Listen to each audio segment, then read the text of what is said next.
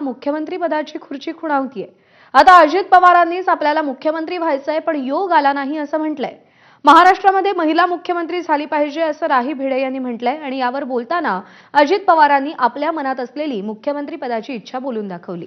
एवढंच नाही तर कधी ना कधी महाराष्ट्राचा मुख्यमंत्री होईल असा आशावादही त्यांनी व्यक्त केलेला आहे। राही भिडे म्हणाल्या की उद्याच्याला या महाराष्ट्राचे मुख्यमंत्री महिला झाली पाहिजे। आपल्याला सगळ्यांनाच तसं वाटत असतं, परंतु शेवटी तो योग पण जुळून यावा लागतो। कारण मलाही वाटतं अनेक वर्ष मुख्यमंत्री व्हावं, पण कुठं जमतंय। त्याच्यामुळं कधी ना कधी तो योग येईल, नाही असं नाही। मुख्यमंत्री देवेंद्र फडणवीसांच्या उपस्थितीमध्ये वेब्स 2025 परिषदेत 8,000 कोटी रुपयांचे विविध सामंजस्य करार करण्यात आले। नवीन शैक्षणिक धोरणामुळे भारताचे दरवाजे जगासाठी खुले झालेत।